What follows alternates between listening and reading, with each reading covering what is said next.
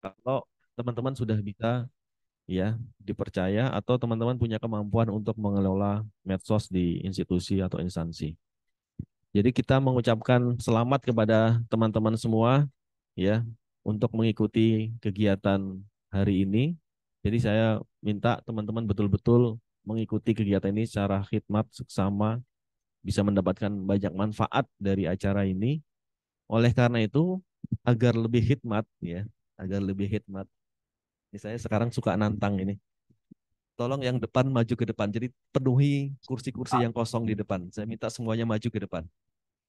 Jadi yang apa? Yang depan diisi. Ada yang kosong-kosong ya. Ya, yang belakang tolong maju ke depan. Isi tempat-tempat yang masih kosong di depan. Karena biar lebih dekat, interaksinya biar lebih dekat ya. Karena nanti nanti Mas Ikrop akan banyak berinteraksi dengan teman-teman. Kalau ada di jauh di sana kan kejauhan. Coba ya ini yang cowok yang sebelah sini masih ada yang kosong. Jadi yang belakang semakin ke depan. Ayo, ini gimana mau jadi lulusan terbaik ya, yang siap diterima di dunia kerja, tapi kalau untuk duduk di depan aja nggak berani. Ini gimana nih? Ini yang depan masih kosong, ya, yang depan masih kosong, bisa diisi. Silakan. Ini saya yakin ini gara-gara kebiasaan kuliah suka duduk di belakang ini, mesti. Akhirnya nilainya biasa-biasa saja. Bukan nilai angka loh, tapi nilai menjadi seseorang yang bisa berani ya, bisa berani bisa. Ayo tolong yang masih di belakang maju ke depan. Oke, saya ini karena yang ekstensi ini, ekstensi itu kan orang merasa lebih tua, jadi nggak mau diatur. Saya minta yang tengah maju ke depan. Yang tengah, Mas apa? Mas Doni ya, Mas Doni di tengah, tolong maju ke depan ke sini. Ya. Nanti kalau ada jomplang berarti yang belakang ada masalah berarti. Sama yang teman yang belakangnya Mas, siapa? Aduh siapa saja nama-namanya. Tolong isi ke depan. Ini masih ada dua lagi Mas. Apa Mbak siapa? Mbak Puspa sama Mbak di depan. Terus ini masih ada di depan lagi. Yang belakang tolong ke depan lagi. Ya.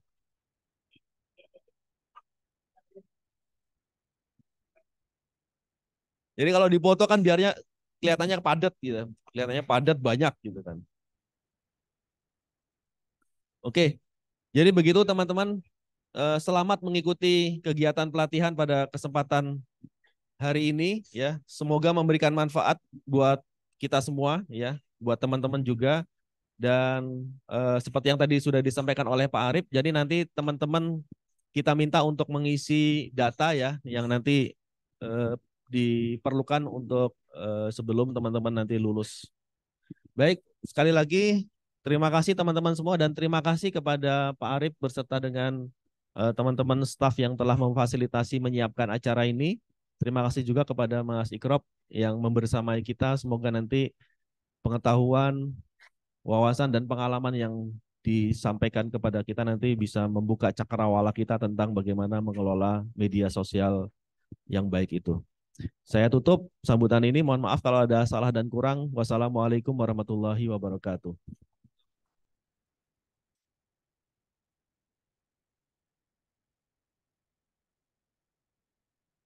Baik, sampailah kita pada acara inti yaitu pelatihan pengelolaan media sosial bagi calon wisudawan wisudawati STIA AAN Yogyakarta tahun 2023 yang akan disampaikan oleh Bapak Ikrob Didi Irawan ST. Sebelumnya akan saya bacakan CV dari Bapak Ikrob Didi Irawan ST. Bapak Ikrob Didi Irawan adalah seorang jurnalis di Tribun Jogja, berpengalaman selama 13 tahun sebagai wartawan. Saat ini menepati jabatan sebagai Digital Manager tribunjogja.com, memiliki pengalaman tentang penulisan berita, pengelolaan website, pengelolaan media sosial, dan analisis data. Kita berikan tepuk tangan yang meriah kepada Bapak Ikrob Didi Irawan ST. Kami silakan.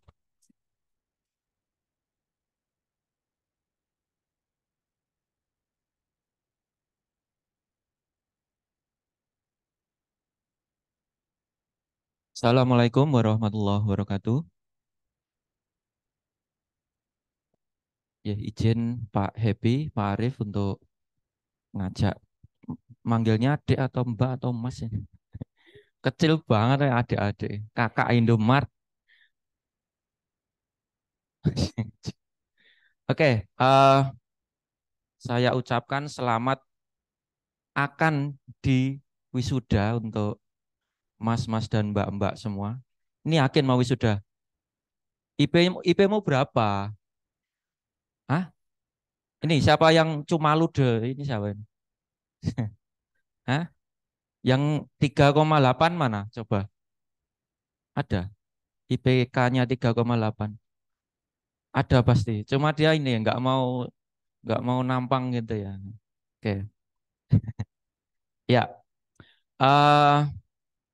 Nanti saya akan cerita bagaimana ngelola media sosial atau mungkin teman-teman ada yang lebih lebih expert karena sudah punya media sosial, kemudian sudah nerima endorse atau ada yang punya channel YouTube sudah monetes.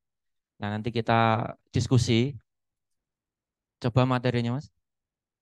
Jadi saya Ikrob Didi kebetulan ditugasi sebagai digital manager Tribun Jogja. Tugasnya ngapain? Jadi Tribun Jogja itu punya aset digital, ada website, ada media sosial, TikTok, YouTube, Facebook, Instagram, Twitter, dan yang lainnya. Nah, itu saya ditugasi untuk mengelola itu dengan segala tim saya. Kebetulan bisa dicontoh atau tidak, jenengan nanti administrasi publik ya. Iku ciro-ciro nek kerjono dadi apa? Heh, aku sorry lah, aku memang nggak ngerti administrasi publik apa. Kalau di kantor saya administrasi itu ya surat menyurat, resepsionis seperti itu. Oke, mungkin lulus teman-teman sudah punya gambaran saya mau kerja di mana. Saya itu agak dibilang apa ya, mahasiswa yang tersesat kali dulu ya, karena basic saya kan engineer, saya itu teknik industri, saya seorang engineer. Tapi saya kerja jadi wartawan. Di kuliah diajarin nulis nggak? Enggak. Iya, nulis laporan iya. Pendahuluan bab satu, bab 2, pelatar belakang masalah dan lain. Tapi nulis ilmu berita itu sama sekali saya nggak pernah dapat. Secara jadi wartawan itu ya tugasnya nyari berita. Terus dari mana Mas Ikrob dapat ilmu itu? Kebetulan saya dulu aktif di pers kampus. Ada ini anak mana tampang-tampang aktivis. Masa gitu yang nganggo alma mater ini biasanya cabe Mas sampean. Ora. Lah, saya merasakan betul manfaat mengikuti UKM. Selain punya teman cewek banyak, ya kan dari fakultas. Kalau saya kan UMS saya, yang orang Solo, saya dari Muhammadiyah Surakarta, kemudian ikut UKM dan akhirnya kerjanya tidak di bidang waktu saya kuliah, tapi UKM saya. Jadi kalau ditanya waktu waktu kuliah itu kamu fakultasnya apa? Saya fakultasnya UKM Pers Mahasiswa Pabelan Pos. Sorry, kalau ditanya balik deng sorry gini. Kamu fakultasnya, oh ya benar fakultasnya UKM Pabelan Pos, UKM-nya apa? Teknik Industri. Oh ya, saya lebih sering ngantor di sekre UKM daripada kuliah. Ya jadi ini. Lanjut Mas. Oke, kita ngomongin dulu. Ini basic dulu. Oke, mau kemana Anda setelah lulus kuliah? Eh, loh iya ini kudu mbok pikir saiki karena Arnendi yang cari kerja. Iki wis siap-siap gawe lamaran. Saya wis gawe CV. Ya, sudah mulai tuh. Tak kasih tahu. Nyari kerja zaman sekarang tuh susahnya minta ampun. Pernah lihat di TikTok atau di IG sampai ribuan orang lamar terus masuk dibuka pintu gerbangnya mak gerutu. Awen kok yang ngono kuwi. Lho, yo kira-kira ngono kuwi, cari kerja. Untungnya Saya itu waktu semester 7 sudah kerja profesional. Ada yang selama kuliah ini sudah kerja. Jadi lulus nggak perlu nyari kerja lagi, ada yang sudah kerja, keterima di mana gitu? Rano. Di mana, Mas? Ah, ya, Dinas Perdagangan. Oh, PNS sih sing kuliah ya. Bukan. PNS menyaru jadi mahasiswa ini. Apa Mas sebagai apa Mas? Administrasi. Apa PPP 3 itu atau apa berarti? Oke. Wah, kuliah nggak golek iki, nggak ngangkat derajat berarti. Oke, ini salah satunya. Tapi ini kasus yang lain. Maksudnya yang benar-benar dari mahasiswa, dia belum kerja, kemudian jadi mahasiswa dan keterima kerja sebelum lulus kuliah. Ono rak sih kasus ini? Ada. Lo mungkin mau pasti ada terus ya. Hanya Tuhan yang tahu terus jawabannya. Ya, beruntungnya saya itu waktu saya lulus kuliah sudah kerja duluan jadi wartawan juga. Dari mana? Nah, link alumni itu jadi barang penting. Kebetulan saya kan dari pers kampus. Pers kampus saya alumninya banyak karena usianya sudah puluhan tahun. Ada alumni yang menjadi direktur. Kebetulan tahu saya pernah jadi ketua UKM, kemudian mau lulus. Ditawarilah kerja. Ada namanya Koran Joglo Semar di Solo. Alhamdulillah korannya wis tutup. Iya, saya ini siapa yang mau koran ini. Nah, makanya link alumni itu jadi barang penting. Dekatilah alumni. Kenal siapa, kenal siapa, kenal siapa. Atau masnya dari Desperindak bisa orang dalam kan masuk sana gitu. Oke, cari kerja. Kalau ada mencari kerja ya nanti siap-siap seperti yang teman-teman lihat kalau di media sosial. Ditolak salah sini, ngirim sana sini sampai belasan atau puluhan lamaran kerja. Kemudian dari kota ke kota, nebeng kemana dan ya seperti itu teman-teman saya waktu dulu juga ngalami seperti ini. Kalau pencari kerja, lanjut S2. Apa ini? Prosesornya nggak nyandak. Duitnya nggak nyandak. Otak saya nyandak Mas, tapi uangnya nggak nyandak. Oke. Kalau yang bagi yang punya cita-cita S2, tak kasih tahu kalau dunia kerja seperti saya di swasta itu, S2 itu hal yang nek saya ya nggak begitu ada cita-cita karena ketika saya S2 tidak ada pengaruh ke gaji atau yang lainnya. Mungkin kalau PNS iya. Terus kedua, kalau jenengan S2 kemudian ngelamar di perusahaan-perusahaan yang biasa, itu dari HRD udah ketakutan. Ini minta gaji berapa? Loh iya, S2 terus tak gaji UMR no gelem ya? Moh toh. Lah ya bingung, nek kowe gelem tak gaji UMR, ya ora apa-apa mlebu. Tapi kan eman-eman, ijazah S2 gaji UMR. Gak ono bedane. Makanya kalau teman-teman lanjut S2 pilihannya dosen atau kerjanya di luar negeri. Neng S2 di sini tuh agak susah. Mending udah karyawan dulu nanti S2 untuk upgrade aja. Nah, nanti pikir-pikir lagi yang S2. Rata-rata nah, teman-teman saya sih rata-rata dosen, wartawan sudah lama kemudian pengen ngajar, ya lanjut S2. Kemudian ngajar. Tapi selama saya 13 tahun di Tribun Jogja pernah sekali nerima wartawan yang lulusan S2. Itu juga ini ngapain nih jadi wartawan lulusan S2? Dan digaji UMR dan mau. Mungkin kepeksonnya atau enggak. Tapi kata dia saya suka betul dengan dunia jurnalistik. Saya ingin menyambung lidah rakyat dengan oh ndaki gitu. Oh iya, ya kerja yo gitu. Dan bertahan nggak nyampe setahun nih. Ya tak emang kamu itu S2 tak gaji segini mau enggak? Mau ya sudah. Dan memang nggak bertahan lama. Eman-eman S2 kalau kamu jadi pekerja yang biasa-biasa saja. Makanya larinya ke kampus saja. Nah, iki langsung menikah sing di golongan sing wis dijodohne rabi. Iki wong-wong wong desa biasanya ndang mulai nduk le wis ditunggu calonmu. Ada. Mesti ada, Mas. Wah, jawabanmu. Wis tak tunggu.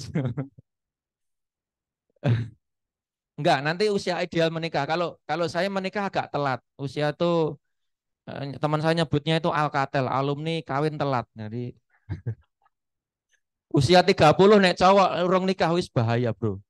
Mending usia-usia 25, 27 yang cowok-cowok ya. Itu nek wis duit calon ndang nikah. Saya itu termasuk yang karena saya nikah hampir usia 30. Nah ini mas-mas iki rungokno. Nek wis kerja aja nggo sakarepe dhewe. Pengalaman saya pribadi, saya suka kamera, kerja yang Tribun sekian tahun itu kamera model apa tak tuku. Lensa pengen vis tak tuku pirang juta. Body kamera terus nggak pernah mikir ternyata ketika saya di usia nikah terus gak duwe tabungan. Nah, cewek-cewek iki aja digelem dikadali garangan-garangan nih. Itu tes betul, iki serius pora kayak gitu. Nah, menikah ya usia-usia nek udah 25 harus sudah memikirkan menikah. Mas rong duwe gawean. Nanti kalau sudah nikah itu rezeki itu kayak matematika yang tidak bisa dinalar. Akan datang sendiri. Jadi jangan pernah takut. Karena nikah itu kan ibadah kan. Jangan takut ibadah. Daripada kakean maksiat ya. Nggak benar. Mbak itu korbannya. Korban mata hati maksudnya. Berwirausaha. Oke, yang sejak saat ini sudah mulai online shop. Mbak online shop enggak, Mbak? Enggak. Online shop pasti ada. Aku pengen ngerti sing ada sing di. Enggak, era zaman sekarang ini harusnya sangat mudah mencari uang lewat berwirausaha ini. Jadi beberapa teman saya waktu kuliah memang saya salah satunya yang tidak sesuai jurusan. Teman saya juga ada. Sejak kuliah itu dia suka ngotak-ngatik printer, komputer, laptop, dan sekarang dia menjadi bos ya servis komputer itu loh. Karyawannya lu jangan salah, cuma toko kecil itu omsetnya tinggi loh. Dia bisa gaji 5 sampai 6 orang loh. Kalau satu orang gajinya misalnya di Solo lah 2 juta, udah 12 juta, omsetnya dia sebulan berapa? Jadi jangan remehkan hal-hal yang kecil. Meskipun nanti kamu dianggap nggak keren. Oh kayak masih crop manager, oh kayak direktur, oh kayak GM, kamu apa? Servis printer. Oh jangan salah.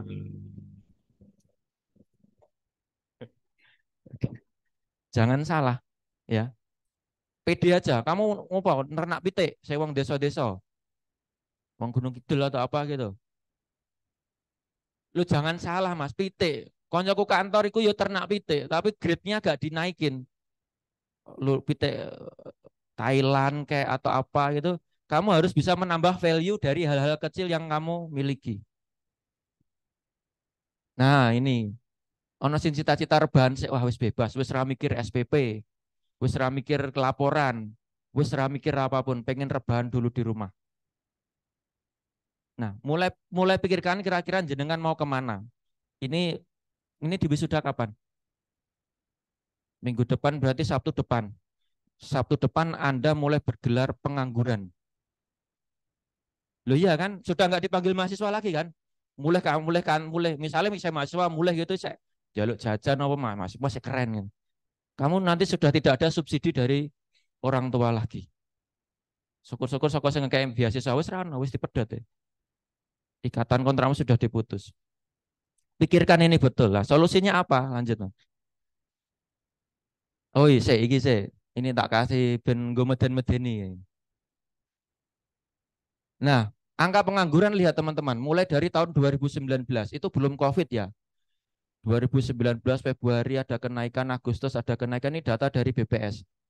Kemudian pas COVID itu lihat 2 Agustus 2010 itu kan COVID kan Maret kalau nggak salah. Itu mulai dari 9 juta pengangguran. Kemudian Februari sampai sekarang di Februari 2023 itu angkanya nggak terlalu banyak naik turunnya. Sekarang masih di angka 7,9, anggaplah 8 juta lah. Dan sampai saat ini COVID dulu kayak gitu. Sekarang ada perang Rusia Ukraina, terus ketambahannya Israel Palestina. Mungkin berapa tiga gas, perang neng kono dampak kleru bro. Perang ngono kuwi, itu mana di sana lalu lintas minyak, perdagangan macam-macam, kapal lewat kena rudal, itu dampaknya tinggi sekali. Di Tribun Jogja pun kena dampak. Mungkin bagimu biasa-biasa aja, gorengan isek ono, angkringan isek buka gitu ya. Itu kalau level mikro, tapi kalau level makro, PHK itu sudah di mana-mana loh. Termasuk di kami, Tribun Jogja. Media-media di Jogja itu sudah mulai pengurangan karyawan. Apa ya salah satu dampaknya ekonomi global ini. Makanya dolan murah doa sidik. Andai angkringan ini. Kita perang jadi dampak perang dan sangat panjang. Ini kan presiden juga wanti-wanti. Kemungkinan kalau perang ini berlangsung lama yang Palestina sama Israel, Pertalite atau premium akan naik. Itu naik dikit, gejolaknya udah banyak sekali. Nasi kucing yang sekian, Nestle yang dan jadi naik semua.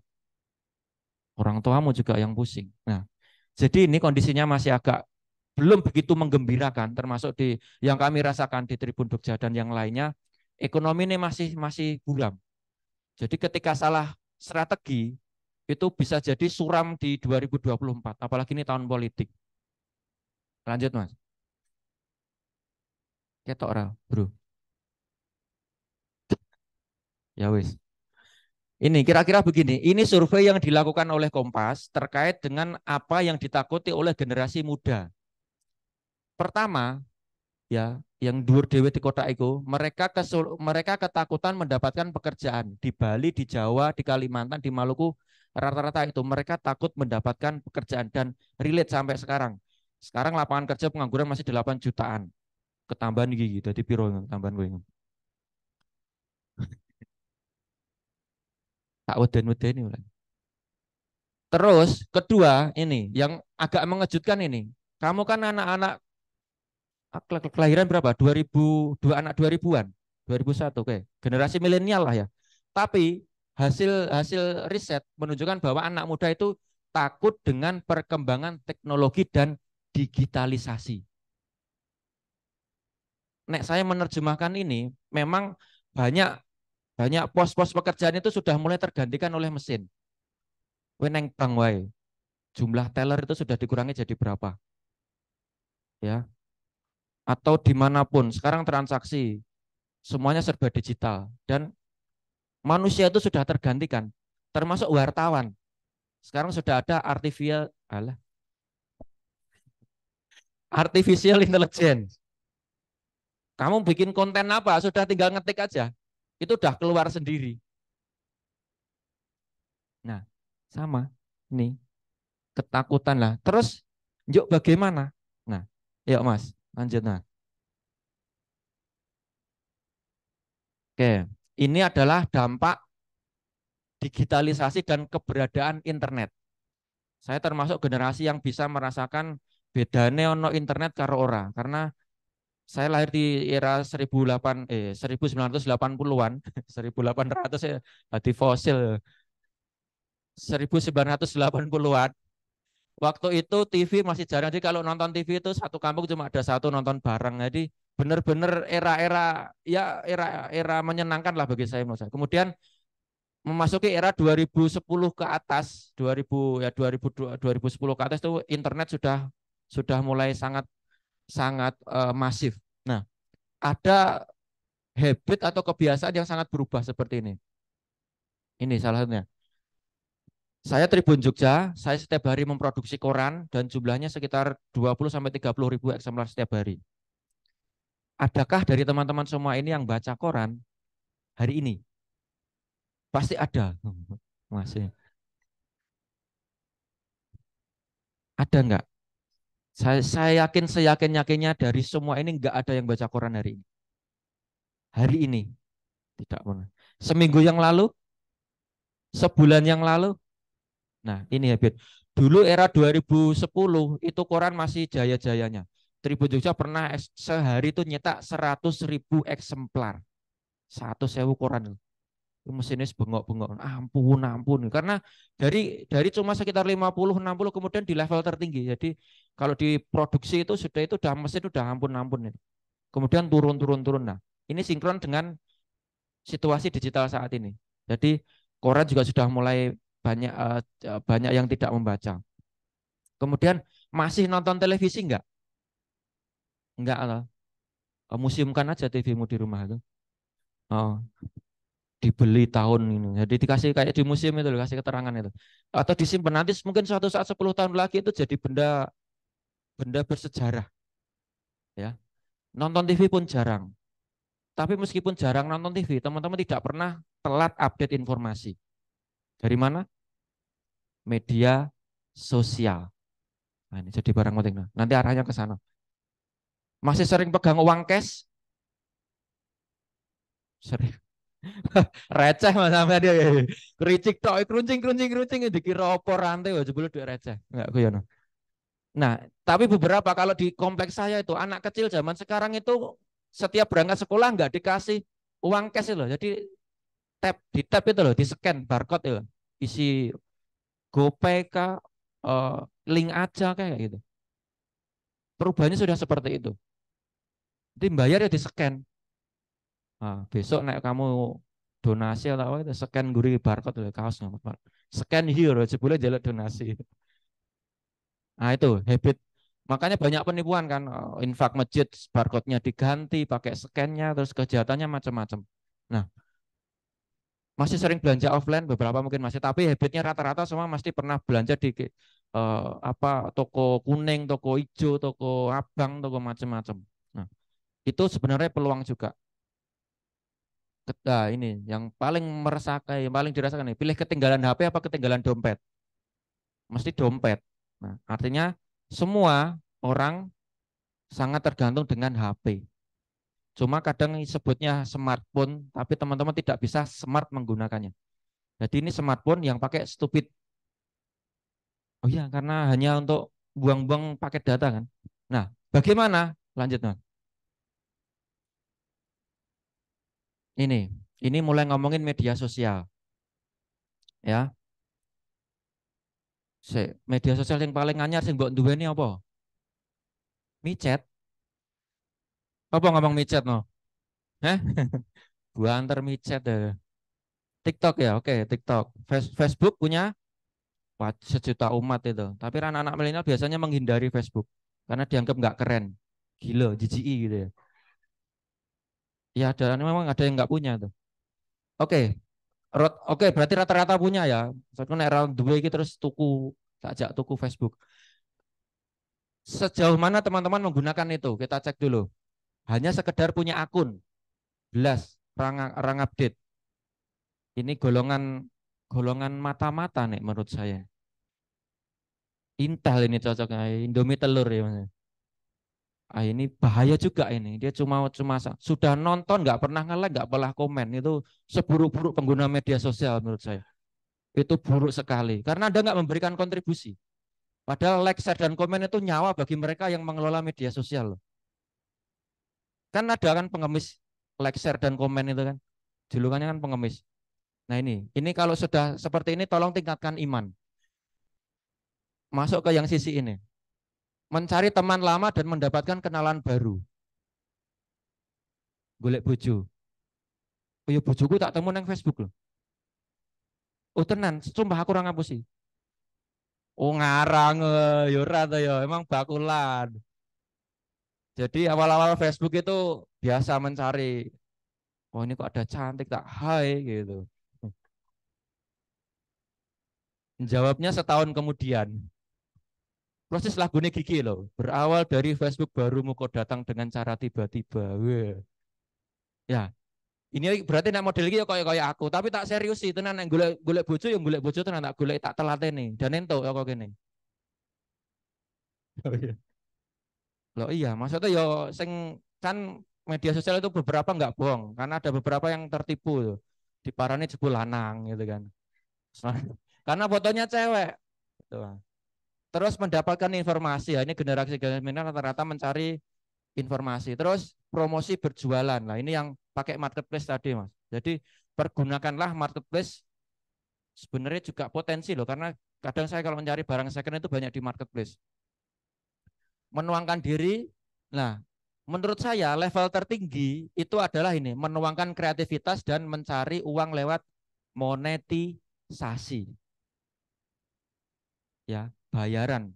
Nah, saya nyebutnya kita bikin akun media sosial kayak bikin tuyul digital karena ya saya kan punya channel YouTube dan sudah monetes itu datang sendiri aja gitu uangnya. Wah, nambah gitu. Nah, tak ajari. Oke, lanjut Mas. Ini caranya ini. Ini beberapa cara yang bisa digunakan untuk memonetisasi diri di media sosial. Makanya jangan cuma pasif nontoni status wong tok, terus mencari informasi tok, tapi teman-teman punya activity di sana. Pertama, jalur monetisasi video. Perlu teman-teman tahu, sekarang hampir semua media sosial itu bisa digunakan untuk mencari uang lewat fitur monetisasi. Jadi video jenengan kan sering buka YouTube kemudian ada iklan yang muncul itu. Nah, dulu cuma YouTube, sekarang Facebook sudah bisa. Kemudian TikTok, mana ini para mandi lumpur? Neng Gunung Kidul, yang Gunung Kidul, neng Bantul. Neng, kurang keren, mandi di Laut Selatan. Mungkin lebih menarik. Nah, jadi kenapa muncul kan fenomena seperti itu? Sebenarnya mereka sedang mencari uang juga. Kemudian jalur endorsement. Biasanya IG-mu followernya berapa, Mbak? Berapa ribu? Iya, bener loh. 1000? 1000. Sudah pernah nerima endorse belum? Aduh. Terakhir update kapan? Ini jalur-jalur yang pasif tadi berarti. Oke, 1000. Ada yang lebih tinggi dari ini? Mbak biasanya ya. TikTokmu berapa, Mbak, followermu, Mbak? Nggak punya? Second akun doang. Waduh, eman-eman ini. Karena karakternya kalau di media sosial itu yang agak fotogenik gitu kan. Di sawang pena gitu. Itu biasanya loh ya. Biasanya followernya akeh. Nek sing elek ya elek sisan rawowo. Loh ya kan banyak kan yang kamu lihatlah akun-akun TikTok yang jangan memang nggak pakai modal tampang. Yang paling sering lah ada yang ngikuti TikToknya kucing petani itu. Oh, penggemar itu. Arnold kayak gitu kan. Bagaimana dia bisa memanfaatkan kesehariannya tanpa meninggalkan ya kegiatan aktivitas hari. Jadi memonetisasi kegiatan sehari-hari tidak terlalu buang-buang tenaga. Jadi kegiatan yang setiap hari tapi bisa menghasilkan uang. Sekarang kan sudah banyak itu ada yang nyawer, ada yang kucing petani, YouTube-nya juga lumayan sekarang sudah dikelola. Nah, itu salah satunya. Jalur endorsement ini kalau pengalaman saya beberapa kali kan saya sering nerima undangan dari hotel ada menu baru atau yang lainnya. Biasanya kalau era-era saya dulu 2010-an itu yang datang kalau enggak wartawan ya wartawan. Misalnya KR, Radar, Harjo, Tribun lah. Beberapa 2 tahun belakangan ini itu yang datang apa? Tak dat ini kok wartawan bukan, wartawan kok bocil-bocil gini. Kan masih kecil-kecil betul. Tak tanya sama PR-nya, Mbak ini siapa sih? Oh itu influencer. Jadi influencer di mata perusahaan itu sudah disetarakan dengan media mainstream. Bener tak cek yo followernya 100.000, 500.000. Diundang makan gratis, mulai disangoni. Terus kue nek kon mangan terus difoto, kue njaluk tarif. Mahal loh mereka. Sekali video itu kadang 500, 1 juta kayak gitu. Nah, itu endorsement dan itu rata-rata mahasiswa. Semester 1 loh, si unyu-unyu nih. Oh, follower ya akeh men. Semester 7 ora nambah-nambah follower. Pancet sak mono.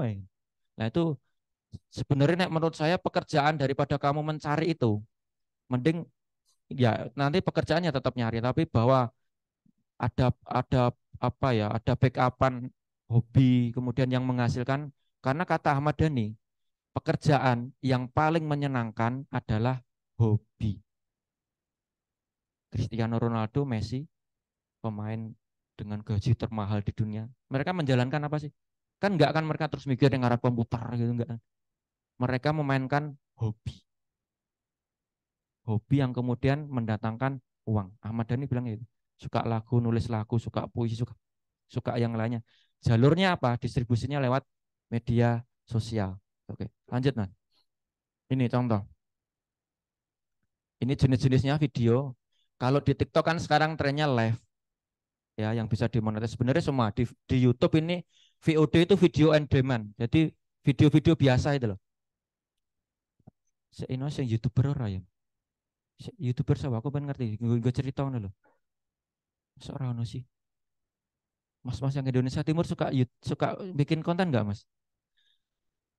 Indonesia Timur saya selalu suka ngikuti pemandangan alam di Indonesia Timur. Apalagi dulu waktu ada yang apa akun Kakak Moro itu loh, ngikutin nggak yang Kopassus kemudian ditaruh di Papua, kemudian dia berinteraksi dengan warga lokal, berkenalan dengan kepala suku di sana, panglima perangnya, kemudian dibikin konten.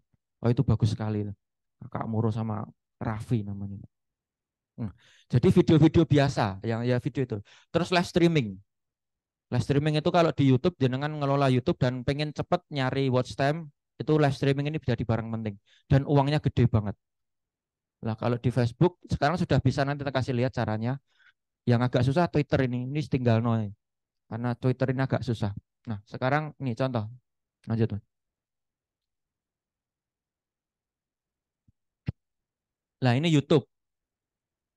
Masa sih Rano sing duwe YouTube iki? Dolan-dolan ngopo nandur apa gitu loh. Yang cewek-cewek lipstick yang suka ini bedaknya tebel mana ini. Kan suka perawatan ini yang agak. Itu Keke siapa Keke yang YouTuber Keke ya, bener ya. Coba kamu lihat konten pertama. Dia bikin judul 50.000, pokoknya intinya beli make up 25.000 tapi bisa tampil cantik. Yang nonton berapa juta itu? 6 juta atau 7 juta itu video pertamanya. Wah itu kalau dirupiahkan mungkin rupiahnya bisa 18 atau 20 juta dari satu video. Nah, harusnya seperti itu teman-teman. Makanya berangkatlah dari kesenangan. Tidak harus tentang kegiatan. Jadi kamu yang suka bertanam, sepak bola, jalan-jalan atau yang lainnya, jangan cuma disimpan di dalam memori HP, di hati dan di hati. Karena hanya Tuhan dan kamu yang tahu. Padahal bisa dimonetisasi. Nah, kalau YouTube itu seperti ini. Kalau ini contoh YouTube saya punya YouTube 2.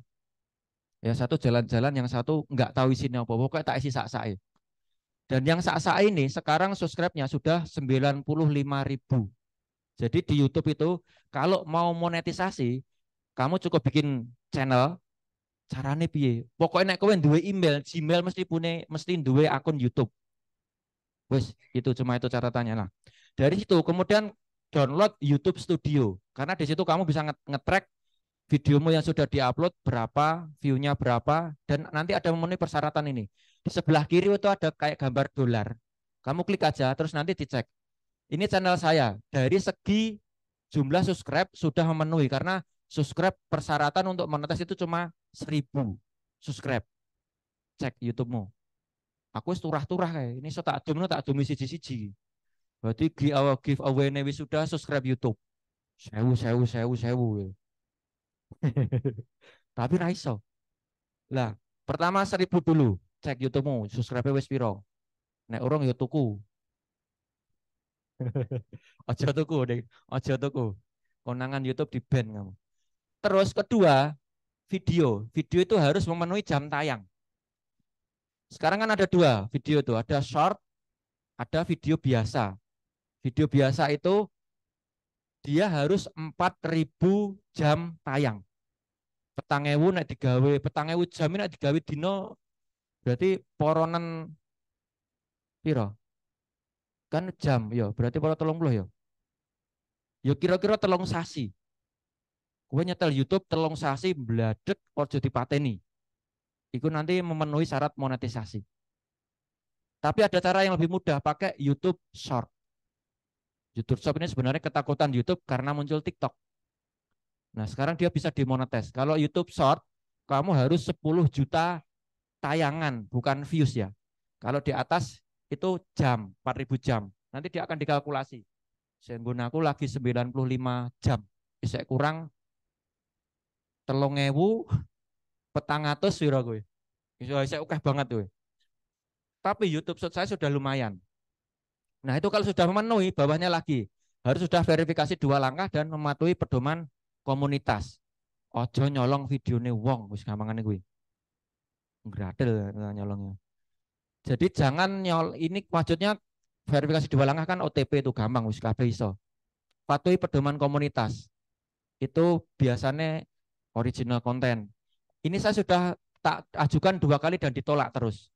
Jadi ceritane iki konten YouTube itu tak bikin untuk laboratorium. Karena YouTube bilang, pernah Tribun se-Indonesia itu rapat sama YouTube bahwa short itu adalah diciptakan YouTube untuk membantu para kreator mencari follower lebih banyak dan lebih cepat. Oke, saya bikin. Tapi karena saya nggak bikin sendiri, saya nyari di media sosial, video viral.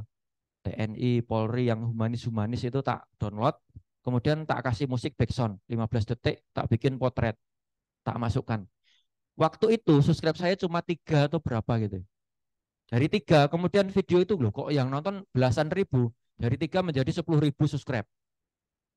Tak cek terakhir itu yang nonton 8 juta kalau nggak salah. Jadi dari follower 3 menjadi 95.400.000. Jadi terbukti bahwa short bisa menambah subscribe secara cepat. Kemudian ini udah memenuhi semua ini.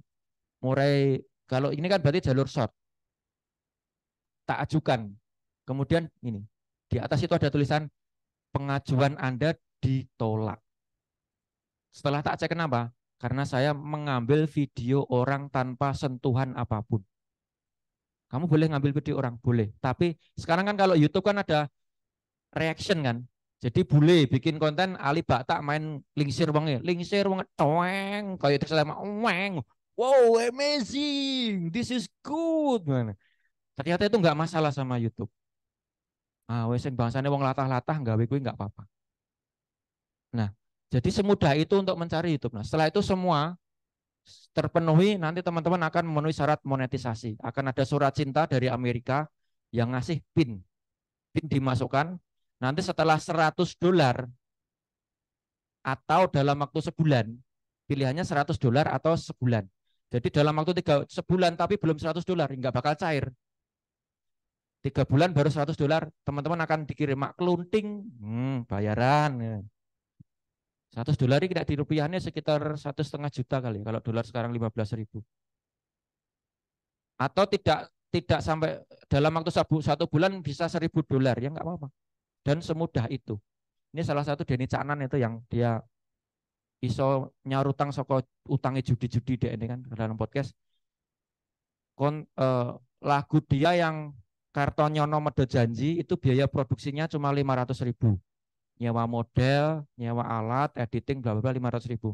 Tapi dari video itu dia menghasilkan 1 miliar sekian juta. Kecil sekali ini kalau dalam ilmu bisnis itu ya modal serendah-rendahnya untung sebanyak-banyaknya kayak gitu. Jadi bisa dibayangkan teman-teman kalau buka lagunya Denny Caknan yang rata-rata jutaan yang nonton atau podcastnya ada di Corbuzier itu gede banget uang. Ini YouTube ya. Semudah itu. Terus lanjut. Ini yang lanjut Mas. Facebook. Sudah tahu belum Facebook bisa dimonetize? Cek aja, coba cek Facebookmu. Kalau ada ini yang tak panah itu. Ini YouTube, Facebook saya. Terus kalau ada yang dipanah ini, cek YouTube-mu, Facebook-mu. Kalau ada itu, kalau berarti bisa lanjut untuk memenuhi syarat monetisasi. Nanti setelah dibuka ada itu. Dia syaratnya tinggal di negara, oke. Pengikutnya harus 5.000. Saya baru 2.500 sekian.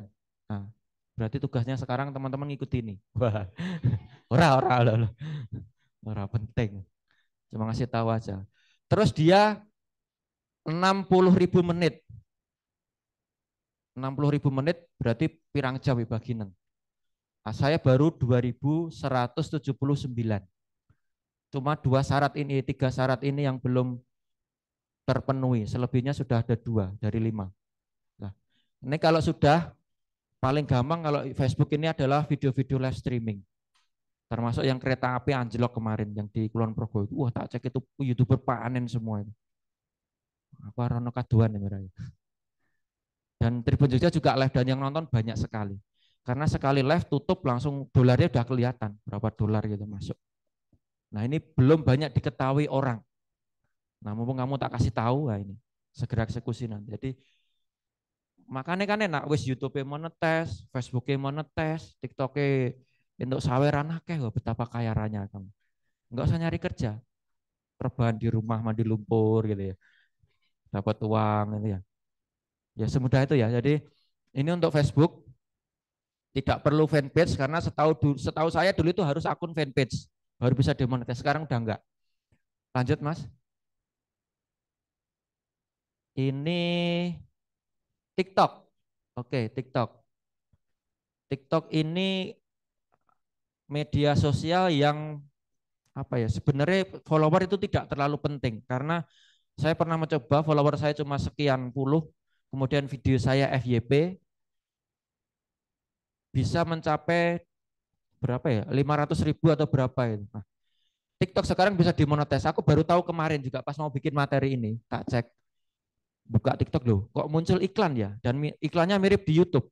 Ternyata setelah tak cek ini TikToknya Tribun Jogja. Nanti teman-teman buka aja TikTok di kiri atas ada strip 3, klik, nanti kemudian muncul ini. Nah, ada series, ada hadiah video. Series ini teman-teman kalau sudah memenuhi, ini akun saya sendiri, ini memenuhi yang hadiah video. Harus memiliki 1.000 pengikut, video lulus moderasi, bla bla bla bla itu. Ini gampang lah. Setelah saya dicentang ini, ketika saya live, saya bisa menerima apa saweran dari TikTok, pengguna TikTok yang lain. Belum pernah tak coba, baru tak urusi tadi malam. Nah, coba bisa tak live ya. Cuma mikir kira-kira apa, selain mandi lumpur loh ya. Kira-kira apa gitu ya. Mandi di kolam renang apa gitu ya. Oke. Terus series ini Anda diharuskan membuat konten yang berseri. Apa? Tips ngarit sampai makani. Loh iya jangan salah di Gunung Kidul nih Gunung Kidul. Wah, Gunung Kidul rata Mas. Sing kancamu gawe tips memotong biar tidak keloloten. Coba cek lo bener yang nonton banyak lo itu. Dicacai jadi nek ngarani apa Mas? Sodot apa nek ngarani neng kono? Suket gede-gede apa? Suket gajah. Ya, soko nebang terus begini guys ya. Pakai gaya sentrifugal dengan sudut sekian kemiringan, kemudian dengan tekanan sekian newton gitu. Ya gak nyambung ya, itu salah kabeh. Tapi menarik. Oke, dia pintar. Dia punya sapi, dia punya activity ngarit, kemudian dimonetisasi lewat video dan menghasilkan. Sapi ini payu, video ini payu, double-double loh. Video ini sanggo tuku, video ini. Hasil saka video sanggo tuku sapi meneh.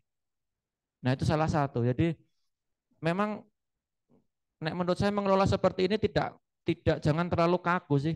Sama kampus-kampus itu rata-rata kalau saya ngisi pelatihan gini tak cek analisis apa medsosnya. Ini kampus ini, fakultas ini, wisine apa aja, wong salaman kabeh.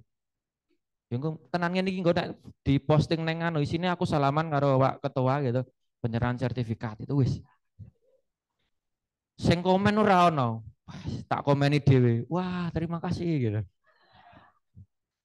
Ya karena memang nggak menarik. Coba menariknya kayak gitu di mana coba? Dan rata-rata seperti itu. Makanya aku bilang kalau kampus-kampus kalau pengen terkenal jangan perlakukan media sosial seperti kanebo garing. Ngerti kanebo garing? Kaku loh. Ayo kaku, media sosial kaku. Jangan kaku, sing lentur lah. Ditelesi sithik. Pakai air aki atau bensin kalian diobong. Nah, sama seperti makanya mengelola media sosial itu jangan terlalu kaku. Teman-teman, nek modal pertama sih dulu Atta Halilintar pertama bilang ketika dia ngelola YouTube itu dianggap orang gila karena ngomong sendiri di depan kamera. Tapi dianggap edan tenan. Tapi jangan salah saya, dia udah punya apa? Klub futsal punya, klub sepak bola punya. Apa nih? Woi, pengen dituku Atta Halilintar. Raffi Ahmad punya Rans Entertain. Awalnya juga mana? Artis kemudian bikin channel YouTube. Dan sekarang polanya sudah berubah kan? Gara-gara YouTube bla bla bla, semua artis bikin acara sendiri-sendiri. Opo coba sing ra duwe. Nah, aku ngarani Mek Sheila on Seven tok, idolaku. Pokoknya Sheila on Seven mati pokoke. Siapa sih nanti pengen nonton Sheila on Seven yang Solo? Kita aku ya nonton. Saya sudah ini, sejak usia saya sudah mau angka kepala 3 ke atas itu udah naik kena konser wengi angin itu masuk angin. Dulu zaman kan yang diwai tak parah nih. Nah, semua artis menggunakan media sosial untuk mencari uang sendiri-sendiri dan acaranya apa? Ya sama-sama seperti yang dibikin di TV-TV kan, talk show, cameo, apa ya semuanya kayak gitu. Jadi habitnya mungkin TV, makanya suatu saat TV akan hilang. Jadi benda bersejarah. Oke, lanjut Mas. Kira siji kita ya. Oke, gini. Dari mana harus memulai? Nah, bagi teman-teman yang mungkin sambil menunggu ya, menunggu mencari kerja, menunggu dilamar, menunggu mencari jodoh, menunggu pokoknya menunggu yang tidak pasti. bisa mengaktifkan dulu media sosial karena ini adalah aset. Kok iso aset Mas? Lu iso. Button, silver button, gold button, apa meneh sing YouTube diamond button itu iso digadekno nang pegadian. Lho, SK ku saka Tribun Wira payu lho. Nek PNS payu Mas, muga-muga PNS ya Mas. Nah, itu diakui oleh pegadaian atau sejenis tempat gadai yang lainnya diakui sebagai aset dan bisa digadaikan. Orang ngajari utang loh ya, maksudnya itu punya nilai sisi value. Ya, value. Nanti berapa subscribe penghasilannya berapa itu ketahuan. Nah, berarti teman-teman ketika membuat atau mengaktifkan media sosial itu sebenarnya teman-teman sedang pertama membentuk apa ya, branding lah. Karena ketika saya menerima karyawan baru, rata-rata pertama yang tak cari adalah media sosialnya dulu. Misalnya yang ngelamar jadi host. Nek lowongan wartawan ini rene sing gelem Mas. Tenan. Bola-bali buka karyawan dibuka lowongan satu reporter Tribun Jogja. Wih ngasih sesasi nih rano sing daftar. Kenapa? Males kali ya wartawan. Ya memang capek betul. Ada kebakaran yang lain pergi kamu datang gitu. Merapi meletus yang lain ngungsi kamu datang. Itu kayak kurang kerjaan gitu kan. Kayak nyari mati gitu. Loh iya, betul. Saya waktu Merapi meletus itu pertama kali di sini suruh liputan, simbok saya telepon, le mulih. Loh mbok aku kerja iki. Kon liputan malah kon mulih. Nah, jadi sudah minatnya nggak begitu. Tapi kalau dibuka lowongan content writer atau news anchor, yang daftar, wah kayak turu ayu. Bingung aku sampean iki. Wah, ayu, ayu gitu. Nanti cek lagi media sosialnya. Nah, media sosial itu salah satu aset juga bisa, branding dirimu juga bisa, dan salah satunya adalah Anda sedang membuat jejak digital. Kalau memang concern di situ, banyak YouTuber yang memang dia sudah nggak mikir kerja yang lain selain ngelola channel YouTube-nya. Jadi mungkin ini kemungkinan masih lama. Kan nggak mungkin ini kemudian internet mati atau YouTube kukut, itu kemungkinannya kecil.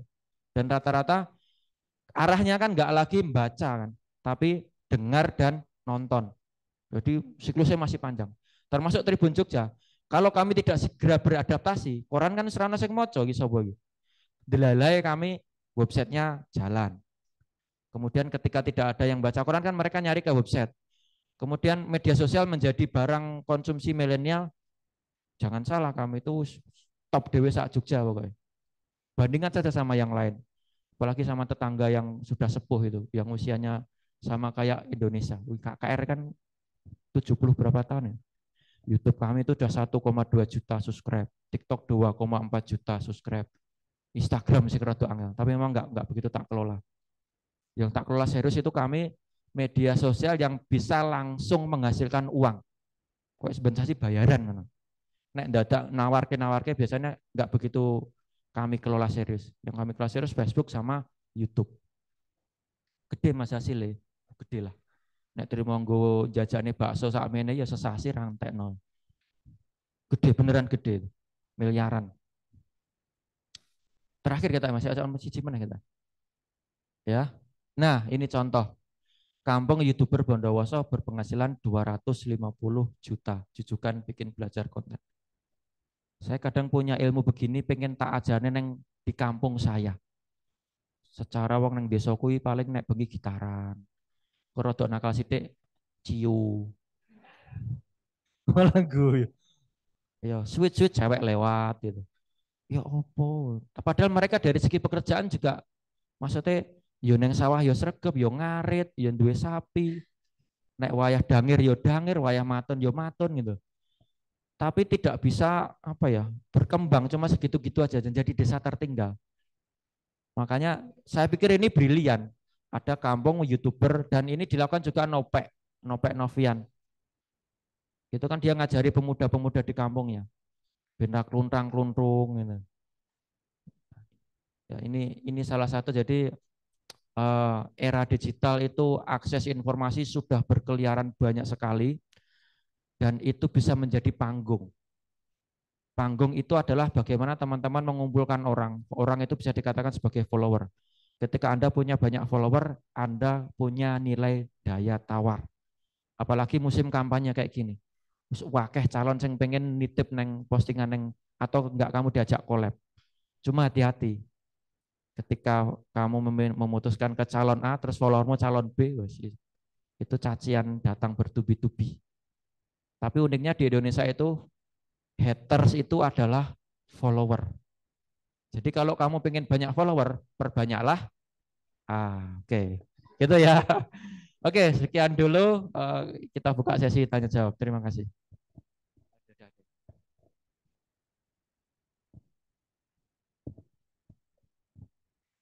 Baik, kita buka sesi tanya jawab. Berapa penanya dulu, Pak, untuk sesi pertama?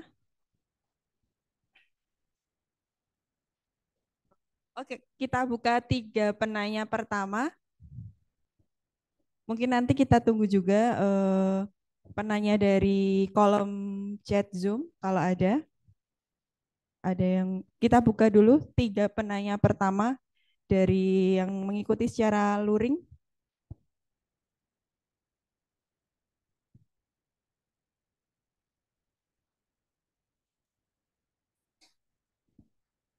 Ini nggak ada yang tanya ngantuk apa gimana ya? Oh lapar. Kan boleh sambil makan boleh.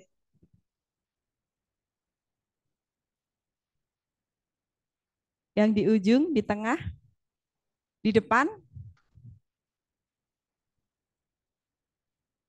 Oh, 1. Oke.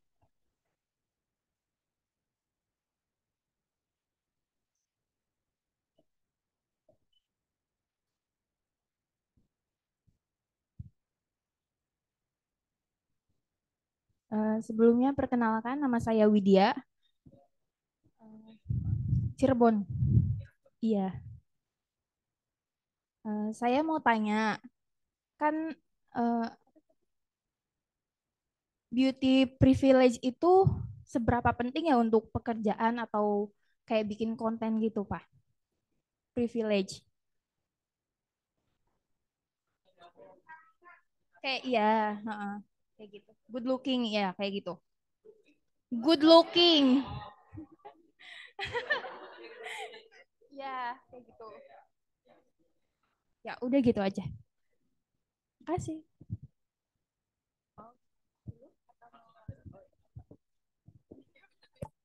Saya enggak. Oke. Good looking privilege. Ini kayak pandangan pertama begitu menggoda, selanjutnya terserah Anda gitu ya.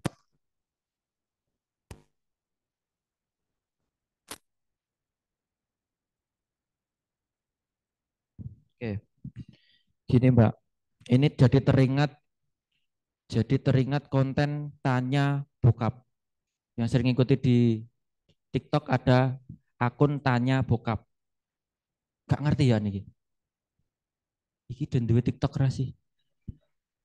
Enggak, coba cek nanti tanya bokap itu followernya banyak. Jadi ada seorang bapak sepuh tapi pengetahuannya luar biasa dan dia bisa menjawab pertanyaan apapun dari anaknya. Nah, kebetulan tak scroll itu tadi malam, Pak, kalau first impression itu yang pertama penampilan dulu atau baunya dulu?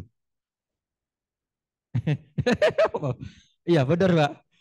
Bau apa penampilan dulu? Kamu akan tertarik pada penampilan dulu atau terpesona pada baunya dulu? Saya mbak-mbak ini. Oh, wis wangi ganteng yo angel mbak golek ngono iki. Wis welik mambuk wecet jemburis wis. Misalnya gitu. Oke, kata bapaknya, first impression itu akan tercipta yang paling mengena dan paling diingat adalah baunya, aroma. Oke, jadi meskipun tidak terlalu mungkin fotogenik atau yang lainnya lah, karena level cantik itu beda-beda kan, mancung apa. Tapi yang paling kalau pengen teman-teman lagi kelamar kerja, kemudian atau apalah sisi yang lain yang terkait dengan eh, pasangan mau apa cari perhatian atau yang lainnya, paling utama adalah ciptakan bau yang enak. Jadi mandi dulu. Enggak apa menciptakan bau itu selain mandi apa, Mak? Ya kan mandi kan, mandi minyak wangi. Jadi nek, nek saya sepakat itu sih. Karena beberapa teman saya kantor itu ketika terpesona, terus lewat mak seng gitu. Seng itu dalam arti wangi atau apa, naik wangi, oh ya enak ini. Bahkan dia sekilo sudah jauh itu wanginya masih nempel di belakang itu memang betul-betul terkesan. Ini menurut saya ketika kamu lama kerja atau yang lainnya, ciptakanlah apa kesan pertama dari aroma, ya wangi. Ya termasuk kalau saya ya penampilan standar lah, karena kalau ngelamar kerja kan gitu-gitu aja kan. Yang penting nggak kaosan terus macam-macam. Kalau ngelamar kerja atau yang lainnya ya kemeja, sepatu, kemudian tata bahasa dan pede aja kalau ditanya. Oh, itu mengganggu. Sauni-unimu sok-sok. Jadi memang sebenarnya kadang ketika ngelamar kerja kemudian wawancara itu salah satunya ngetes seberapa mental kamu, dan mental itu kan lebih kepada bagaimana bertutur. Meskipun kadang bertutur itu kan ono benernya ono isine ono ora gitu. Masih ono isine, penting ngomong lancar aja bahwa kamu secara verbal itu punya komunikasi yang bagus. Jadi menurut saya mending eh, bau yang ditopang dengan penampilan tadi. First impression itu tercipta dari aroma. Gitu ya Mbak ya. Aku juga belajar dari sana. Karena ini nggak ada kaitannya dengan tadi media sosial tadi. Kok delalai buka tadi. Nah itu hebatnya TikTok itu. Jadi TikTok bilang si CEO-nya, si Xiao Chao itu, dia membilang bahwa memang TikTok itu lebih tahu dari diri kamu sendiri. Loh, saya betul ya, heran betul loh. Jadi suatu ketika istri saya menyiapkan makanan, kemudian tak makanlah, kasinan. Wah, gak enak lagi, gak entek kan. Dia kok rantai gitu, biasa orang wedok kan apa aneh-aneh. Terus aku buka TikTok, lah kok isinya apa? Pengajian Gus Baha. Sabarlah menghadapi istri. Ki ngerti kok ngendi gitu. Dan memang itu sering terjadi kan. Tiba-tiba di depan lihat apa, buka TikTok, loh ini kok sama.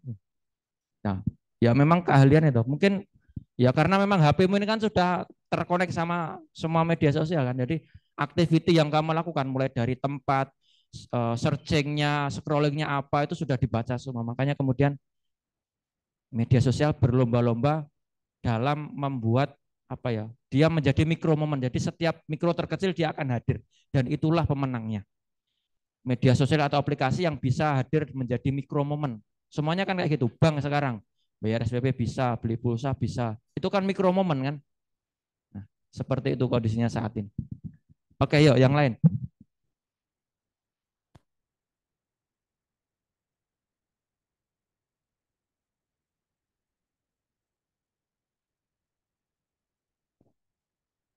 Dari yang sebelahnya, tadi yang sebelah kanan sudah, sekarang sebelah kiri, ada yang mau bertanya?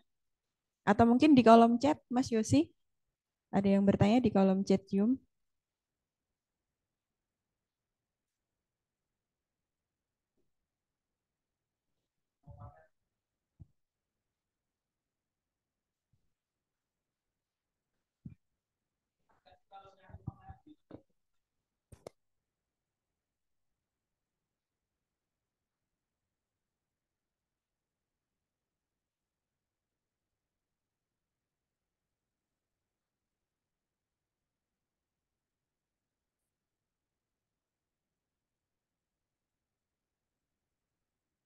Kali aja bisa dijual. Ini yang akun YouTubeku yang beneran ini yang sering tak isi crop bidik dolan ini. Saya sering camping sama istri kemana jalan-jalan 5 hari nggak pulang camping dari satu tempat ke tempat yang lain gitu. Tapi malah saya kadang ngeditnya. Kamu kan nggak ono gawean liya, aku gawean kantor, gawean nopo, gawean macam-macam kan banyak. Terus ini yang kedua tadi yang subscribe-nya 94.000 itu. Terus aku bikin yang lain. Kenapa kok bikin banyak sekali, Mas? Jadi salah satu yang membuat akun misalnya kayak gini. Kenapa ini muncul di sini? Ini kan biasanya saya sering mendengarkan kajiannya Mbah Mun, Gus Bah, Sheila on Seven, udah itu aja. Jadi YouTube akan meng-scrolling atau mengambil konten yang diciptakan oleh kreator lain kemudian ditampilkan ke timeline saya. Nah, itu acuannya adalah salah satunya pertama views-nya tinggi. Kemudian yang kedua interaksi kolom komentar atau share. Makanya ketika saya bikin konten atau kamu bikin konten kok nggak naik-naik, makanya komen ono dewe, like dewe, share dewe. Ngaruh Mas, iya. Karena konten YouTube saya gitu. Jadi saya setelah bikin konten apa gitu, terus tak apa tak posting kok nggak ada yang nonton. Saya masuk pakai akun saya yang lain, saya bikin 10 channel kalau nggak salah. Kemudian tak komen-komeni dewe. Oh bagus sekali Pak, Kak sangat menarik. Saya teruskan ke Pak RT saya. Ya. Dan iya bener, tak komeni dewe sampai 10 itu nanti berapa minggu kemudian mulai naik dan memancing orang untuk komentar. Karena bahan baku atau bahan bakar sebuah postingan akan mengimpresi muncul di timeline teman-teman adalah komen yang paling rendah ya like tadi. Like itu kan cuma tap 2 kali atau sekali aja. Kemudian yang kedua komen. Komen kan ada usaha, harus ngetik. Dan yang ketiga adalah share. Ketika postingan itu di-share berarti punya nilai value yang sangat tinggi. Wah, ini bagus harus tak kasih tahu orang lain. Derajat paling tinggi adalah share. Teman-teman buka Facebook atau yang lainnya mesti yang paling sering muncul ya share-nya banyak, komennya banyak atau like-nya banyak. Karena ini jarang tak bikin, ya ini nggak terlalu besar sih. Maksudnya nggak sampai belasan juta penghasilannya. Tapi kalau sudah yang Tribun Jogja, nah terus ini tipsnya lagi. Teman-teman kalau bikin channel YouTube, itu jangan tergoda sama rumput tetangga.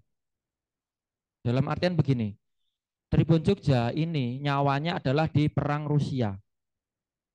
Ini rata-rata konten terpopuler adalah tentang perang Rusia. Ini.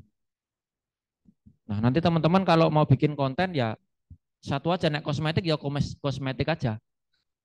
Karena disitulah teman-teman dikatakan sebagai expert. Dan ketika expert akan direkomendasikan oleh YouTube. Ada KKY, coba kita lihat KKY ya. Apa namanya ke? KK. Namanya bagus sekali, Rahmawati. KKY Putri Cantika. Coba cek konten yang paling populer. 12 juta loh. Make 25K make up challenge. Kita nek aku memahami kan rego 20.000 iso bentuk raimu kayak apa gitu ya kira-kira ya.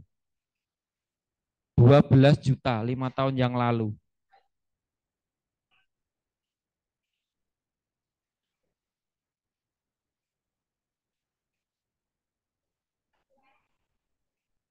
FIFA ya ini. Ini belum muncul Wardah itu loh. Udah loh. Udah ada belum? Udah ada. Dompetnya dapatnya yang ini FIFA. Gini, nek bagi saya secara ide ini bagus karena pertama dia PD. PD itu adalah apa ya? Ya PD maksudnya tidak bisa semua orang memilikinya. PD-nya bagus, idenya bagus dan rutin. Jangan salah kayak gini aja. Dulu cowoknya siapa yang cakep itu? Nah, kamu pernah punya cowok secakep itu? Enggak. Ya enggak apa-apa, paling enggak jadi pansos gitu kan. Pernah jadi mantan. Mantanmu siapa itu loh, artis itu. Wah, itu kan. Barisan para mantan gitu. Artis top semua. Nah, ini secara ide bagus. Udah 1,15 juta subscriber loh.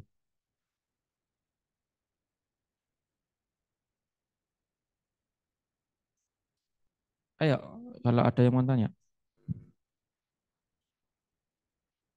Oke.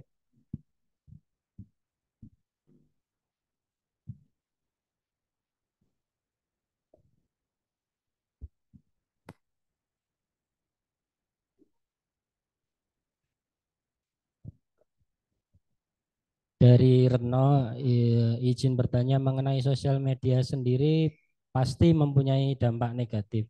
Tidak semua orang bisa bijak menggunakan sosial media. Bagaimana cara manage diri sebelum menjadi konten kreator agar dapat bersosial media dengan baik menurut Bapak? Lalu untuk sekarang ini bahkan followers saja bisa dibeli, dengan begitu persaingan juga pasti ada. Yang kedua dari Umar, atau mau dijawab dulu Pak? Ya, oke. Oke. Bijak bermedia sosial ya. Jadi begini, setiap saya ngisi itu selalu mengkampanyekan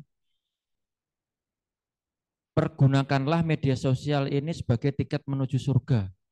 Ya, mati. Jadi gini, saya punya banyak tim di website.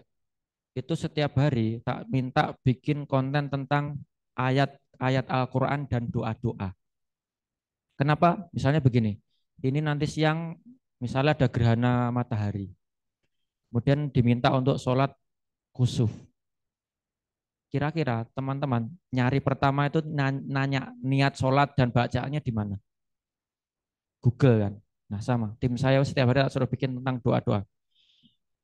Bacaan niat khusuf, sholat khusuf sendirian di rumah.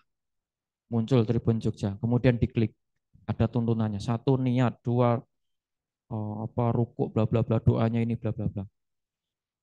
Itu kalau konten itu populer dan memang pernah sekali pernah populer dulu tahun berapa itu, yang baca sampai ratusan ribu jutaan ini. Satu klik konten anggaplah 1 pahala. Kalau yang baca 1 juta sudah 1 juta pahala. Ya, kuwi nek misale wis sedo ngono terus totalan karo malaikat itu, amalmu di dunia apa? Saya bikin konten yang baca jutaan, 1 klik menghasilkan 1 pahala, sudah berapa juta. Jadi bisa menjadi ajang untuk apa? Amal jariah. Tapi sebaliknya, yang paling gampang, yang paling cepat kalau bikin konten ya nyun sewu, joget, joget buka CD, terus cerita-cerita seks. Ada kan akun Nisa Wesek Kacamata Mbak-mbak ya. Cerita dia sama kakak iparnya. Masih wes subscribe, jangan-jangan guyu banner dewe. Paling cepat dan paling gampang seperti itu, tapi saya tidak pernah menyarankan. Gunakanlah kreativitasmu, bakatmu dan minatmu sebagai konten. Dan syukur-syukur level tertingginya kalau enggak mendidik, menghibur, menginspirasi. Saya lebih suka konten jalan-jalanku kan isinya kowe mlebu nang kene, bayare piro, dalane iki, nang kene entuk apa wae, pemandangannya apa wae. Dah niat saya nek kowe bukan nanti disalahgunakan juga enggak tahu. Maksudnya suami istri nek pengen camping sini keluarga. Tidak kemudian ngajari kowe nang kene aman, nang tenda cah loro. Wah, enggak kayak gitu. Enggak, tapi lebih ke edukasi. Nah, maksud saya begitu. Jadi memang media sosial itu ada 2 irisan ya, kayak pisau aja, bisa digunakan untuk yang baik dan yang buruk. Dan menurut saya kalau memang semuanya berpikir baik, tidak digunakan untuk share-share yang berbau pornografi, pornografi, judi atau yang lainnya, ya media sosial ini kita sehat karena banyak media sosial itu yang penyalahgunaan, jadi nggak bagus. Nah, saran saya itu aja sih ya Mbak ya. Jadi gunakanlah media sosial untuk hal-hal yang baik dan menginspirasi gitu aja. Nanti kalau misalnya menemukan hal yang tidak baik, ada report itu. Setiap postingan itu klik aja sebelah kanan terus report. Termasuk di WA kan sekarang ada itu. Ketika ada akun, ada nomor WA yang asing, kemudian Anda menganggapnya itu sebagai sesuatu yang mengganggu, kan bisa report dan itu akan tercatat. Nanti di mesin sana dia tidak akan bisa mengirimkan itu lagi. Sama, kekuatan netizen Indonesia itu sangat mengerikan. Ketika tidak suka pada sesuatu atau dianggap itu merugikan bangsa dan negara mereka langsung berjuang. Pernah kan akun pemain Thailand kali ya, waktu Piala AFF itu dia bikin pelanggaran kemudian tidak sportif apalah mengejek atau apa, akunnya itu diserang sampai di banned, hilang, dia bikin lagi, nggak sampai 1 hari, berapa jam itu hilang lagi di banned gara-gara report orang Indonesia. Akun ketiga dia sudah ampun sama netizen Indonesia, ampun tolong jangan serang saya. Wah itu kalau Indonesia sudah berjuang itu akun mana saja hilang gitu. Apa mau ngilangin akun mana? Bisa. Nah, kayak gitu. Jadi kalau memang untuk posisi-posisi positif bisa ladang pahala dan bisa menghasilkan uang gitu. Yang kedua tadi apa, Mas?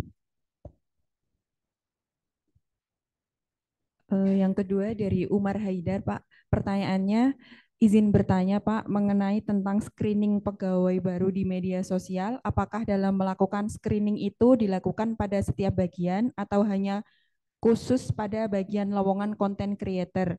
Jika dilakukan pada setiap bagian, bagaimana personal branding yang harus dibuat agar perusahaan tertarik? Oke, ini di media sosial itu banyak sekali posisi. Ya, kami nyebutnya konten kreator, terutama yang terkait dengan video dan yang lainnya. Pertama ada news anchor, itu yang baca berita. Di Tribun Jogja kan banyak yang baca berita kemudian masuk frame. Itu banyak sekali yang diminati. Kemudian yang kedua, dia yang membuatkan jalan cerita. Lah kalau news anchor ini rata-rata kalau di kami itu yang benar-benar matang ya, itu kebanyakan dari MMTC. Kalau dari MMTC saya sudah tidak meragukan lagi. Dari skill sudah bagus, di depan kamera dia tidak grogi, tutur katanya bagus, tidak belibet dan yang lainnya. Nah, terus dari segi skill itu kalau jalan cerita biasanya dari teman-teman isi yang anak-anak film. Karena misalnya ada order, ada caleg A, aku pengen di framing seperti ini, kira-kira bagaimana? Dia membuatkan jalan cerita. Itu tidak dikuasai oleh para wartawan. Susah itu, membuat jalan cerita itu. Nah rata-rata anak-anak film atau Amikom rata-rata juga bagus. Terus ketiga adalah analyze. Analyze itu di dalam media sosial ini ada analitiknya seperti ini. Ini contoh akun saya. Kamu kalau kuliah ketemu angka-angka kayak gini juga enggak ya? Enggak ya? Nah, ini nanti akan ngecek sumber traffic misalnya kayak gini. Ini tim analis yang bekerja. Oh ternyata dari penelusuran YouTube, dari channel YouTube saya ini paling banyak adalah datang dari penelusuran YouTube. Artinya orang buka YouTube kemudian mencari camping di Potrobayan, camping di Watu Mabur, kemudian channel saya muncul. Kalau seperti itu apa yang dilakukan? Berarti setiap saya membuat konten harus dikemas dengan SEO. Kata kuncinya apa, dipikir betul, diletakkan di mana, hashtagnya macam-macam itu seperti ini. Ini analyze. Ada juga bagian seperti ini. Nanti ada yang operator kamera seperti masnya atau yang lainnya. Nah, kalau saya terus mulai dari mana mas? Ya kira-kira minat bakatmu di mana? Tapi yang jelas kamu aktif sering posting itu sudah menjadi nilai plus daripada cuma diem. Terus tadi ada yang bilang kalau nggak salah kan follower bisa dibeli mas. Iya. Bahkan setiap hari kalau kamu ingin menambah follower itu ada forum gratisan. Ketika saya nambah follower gratis, kamu tinggal memasukkan akunmu, terus ada kode apa gitu, masukkan setiap hari akan nambah 10. Dan saya pernah coba kayak gitu. Tapi dampaknya apa enggak? Itu kalau dari segi monetisasi, saya yakin akan ketolak sama YouTube karena mesin dia bisa baca. Ini follower fake atau follower real. Dan dari segi impresinya kan juga jelek. Followermu berapa? 100.000. Sekali posting kok yang nonton cuma 10. Ini kan aneh. Nah, pergerakan ini ya kelihatan keren aja kayak kamu di luar pakai baju keren, jam mahal macam-macam. Tapi nggak ada isinya. Jadi kayak gitu. Jadi pergunakanlah media sosial, nggak usah terlalu mikirin harus ngomong depan kamera harus lancar atau apa enggak. Sering-sering saja diisi. Nah, menurut saya itu sih. Karena kalau saya lihat reporter udah jarang isi, udah berarti dia tidak update, kemungkinan juga dia tidak mantau peristiwa yang ada di sekelilingnya. Gitu, semoga bisa membantu menjawab. Masih ada lagi, Mas? Mungkin dari yang offline ada pertanyaan lagi. Cuma satu aja yang tanya tadi. Yang sini belum ada yang tanya. Ada yang mau tanya? Mungkin.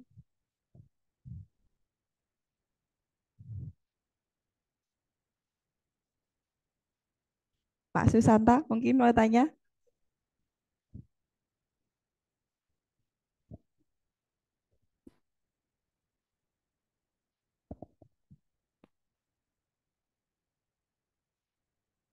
Bekti mau tanya? Oh, mau tanya. Nih ya, oke. Assalamualaikum warahmatullahi wabarakatuh. Saya Dwi ingin bertanya terkait dengan latar belakang Bapak ya. Seperti yang disampaikan tadi bahwa Bapak pendidikan dasarnya adalah sarjana teknik. Bagaimana Bapak meyakinkan perusahaan terhadap profesi yang ingin di-apply, bahwa kan terkadang dari perusahaan sudah menyebutkan syarat misalnya sarjana komunikasi seperti itu. Tapi kan di sini Bapak basicnya adalah sarjana teknik. Bagaimana Bapak meyakinkan perusahaan bahwa Bapak mempunyai kemampuan dan bisa diterima di perusahaan tersebut? Terima kasih. Oke, ini teknik merayu perusahaan ya. Oke, jadi gini, saya tuh lulus kuliah 2010, masuk kuliah 2005, jadi saya hampir 5 tahun kuliah. Biasa anak teknik rasa gumun, teknik 7 tahun, 8 tahun. Kamu 3,5 tahun udah lulus itu mau ngapain gitu. 5 tahun itu standar kalau di teknik. Lah, ketika kuliah, saya sudah punya bekal yang saya anggap cukup. Pertama, saya dari skill, karena saya minat saya ditulis ya. Misalnya saya pengen ngelamar wartawan, saya sudah punya skill tentang nulis. Jadi kalau saya mau beradu dengan lulusan komunikasi, yuk lomba nulis feature atau lomba nulis apa, saya sudah berani. Adu bagus tulisan saya sudah berani. Kemudian kedua dari segi IP. IP ya saya lulus 3,26 kalau nggak salah. Nggak jelek-jelek amat di teknik. Terus dari segi pendukung.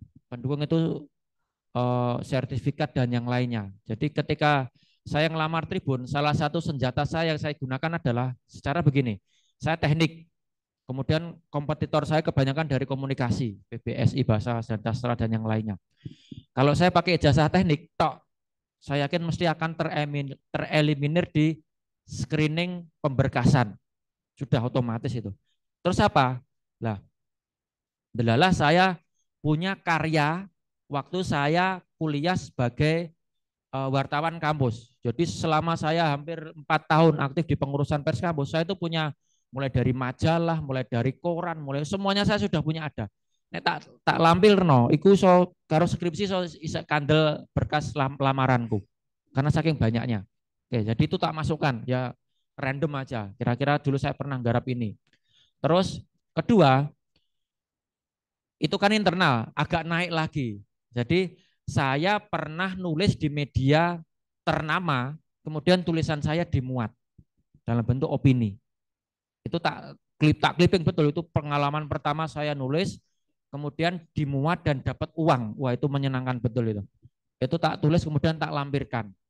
Lah, artinya ketika saya menggunakan teknik tok tadi sudah nggak bisa. Makanya saya melampirkan itu yang sesuai terkait dengan tempat saya yang ngelamar. Kalau di Tribun, misalnya kalau saya ngelamarnya di Astra, pakai sertifikat pelatihan jurnalistik, kira-kira apa Ayura?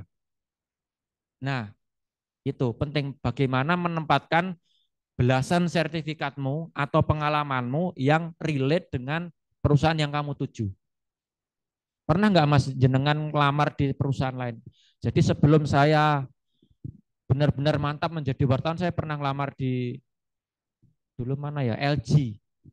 Itu sampai tes terakhir. Ya nggak tak masukkan karena nggak terkait.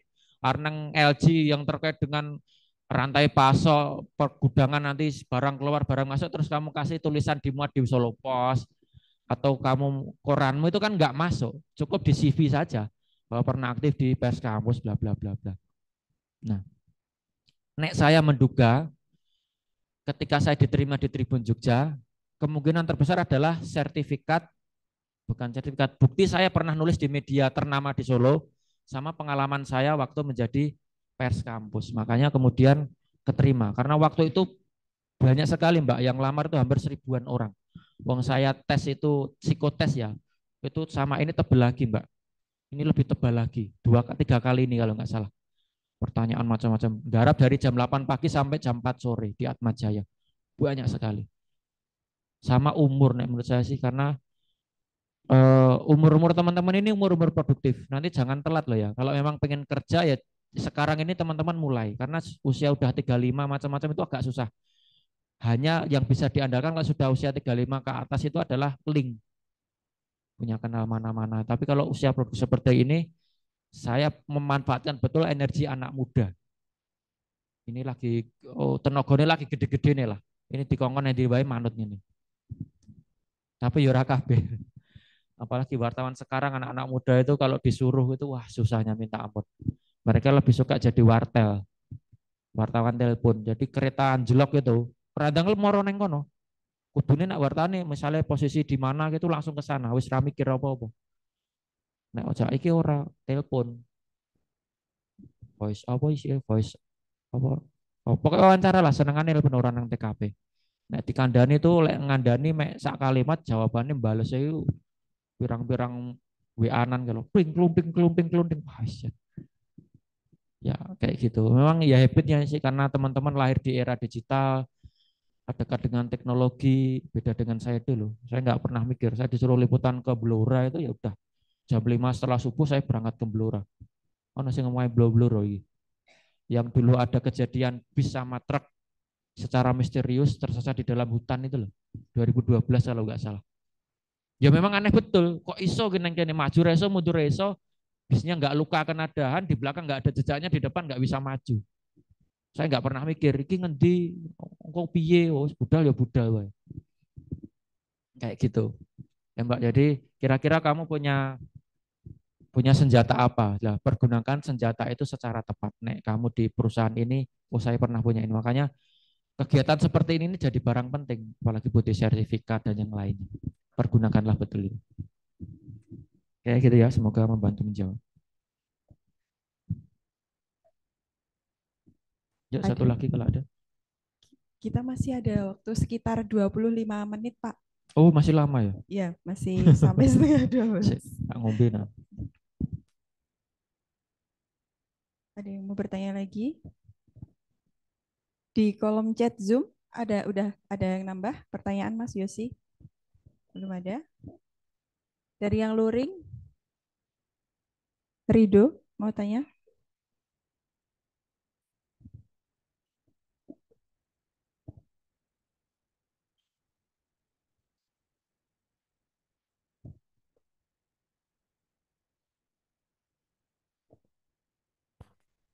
Di 25 menit lagi. Mungkin ada yang mau ngisi nyanyi atau apa? Ayo, nyanyi.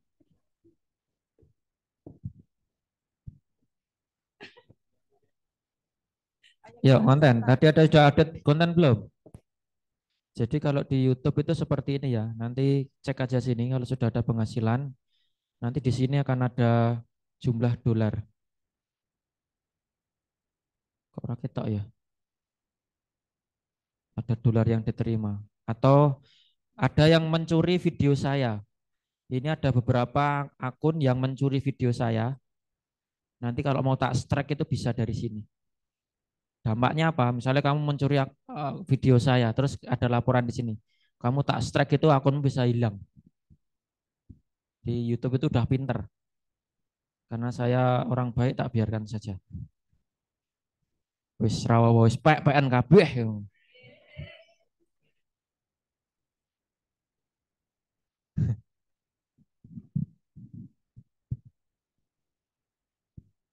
Ayo, ada yang lain nggak? Boleh nggak Pak? Saya tanya gitu. Panitia Karena dari tadi kan bahas YouTube, Instagram, TikTok. Mungkin saya juga bingung kenapa teman-teman juga YouTube mungkin malah di sini nggak ada yang punya, tapi saya punya Pak gitu.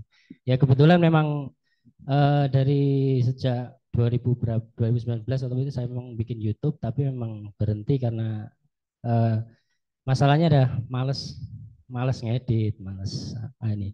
Kebetulan waktu itu saya isi dengan kayak konten yang mungkin musik ya gitu. Makin ke sini kok mau tak campur-campur aja. Apakah itu menjadi hal yang baik atau tidak gitu ketika YouTube itu diisi konten yang macam-macam gitu. Satu akun tapi kontennya macam-macam gitu. Terus apa? Kalau tadi dibilang juga kalian buatlah akun-akun mungkin untuk ngomen-ngomen. Saya juga melakukan itu, Pak, gitu. Hampir saya bikin email itu 200 email gitu cuma tak buat lihat. Pernah juga saya pernah iya betul. Dan itu ini Pak, sukses memang. Jam penayangan emang saya putar sampai mungkin sehari full gitu, tak. Semua video saya tayangkan gitu dengan akun masing-masing gitu. Ya sukses, tapi ternyata ada kekurangan yaitu subscribernya kurang dari 1000. Itu kan ada poin-poin penting. Dan satu hal lagi, pernah saya juga komunikasi dengan mungkin di grup-grup YouTube komunitas gitu ya. Kita share-share. Kita sebenarnya mau nggak boleh jaim, jadi gitu. Jadi kayak nggak mau tetap share, terserahlah mau orang itu mau nilai video kita itu kayak apa, yang penting kita share-share. Ternyata itu juga balasannya mereka adalah gini, kalau kamu melihat videoku, saya juga harus dilihat dong videonya, atau mungkin like-nya juga jadi like saya juga like tempat ini kan gitu. Jadi kayak feedbacknya seperti itu. Apakah itu menjadi sarana yang paling penting atau mungkin paling jitu atau enggak, atau seperti apa mungkin agar teman-teman di sini itu mungkin punya semangat. Sebenarnya bikin YouTube itu gampang nih loh. Bikin untuk menargetkan seperti itu tuh mudah gitu. Karena yang saya rasakan karena males itulah yang jadi bikin nggak berlanjutnya akun YouTube saya. Meskipun di IG, di TikTok itu tetap berlanjut. Itu sih Pak yang mungkin bisa saya sampaikan. Karena monggo yang lain bertanya juga nggak apa-apa gitu loh. Jangan cuma diem, karena kesempatan kalian ada pelatihan pengelolaan media sosial yang nantinya di tempat kerja pasti punya media sosial. Itu sih. Terima kasih Pak Ikrom. Boleh. Saya. Boleh tahu YouTube-nya enggak, Mas? Boleh dibuka di sini enggak? Apa namanya? RAYN.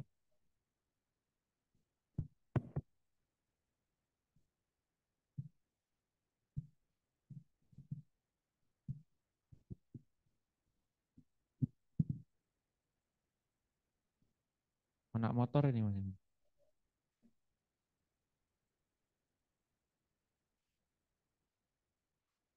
Anak kecil ya. Oke.